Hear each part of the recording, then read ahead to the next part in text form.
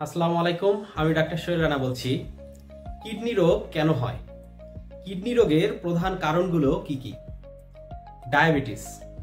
ডায়াবেটিসের কারণে আপনার রক্তে গ্লুকোজ জমা হয়ে কিডনির ক্ষতি করে থাকে।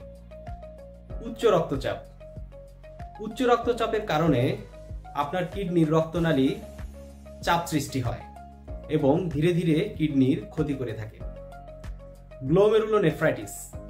গ্লোমেরুলোনেফ্রাইটিসের কারণে কিডনির ফিল্টার বাধাগ্রস্ত হয় এবং কিডনি ক্ষতি হয়ে থাকে। পাইলোনেফ্রাইটিস। পাইলোনেফ্রাইটিসের কারণে ব্যাকটেরিয়া সংক্রমণ সংগঠিত হয়। কিডনিতে পাথর বা মূত্রনালীর ব্লকেজ হওয়া। Polycystic kidney disease. জিনগত কারণে কিডনিতে সিস্ট তৈরি হওয়া। অতিরিক্ত নেশাজাতীয় দ্রব্য পান করা, ধূমপান করা এবং মদ্যপান করা। অতিরিক্ত লবণ ও প্রক্রিয়াজাত খাবার খাওয়া। দীর্ঘ সময় পর্যাপ্ত পানি পান না করা।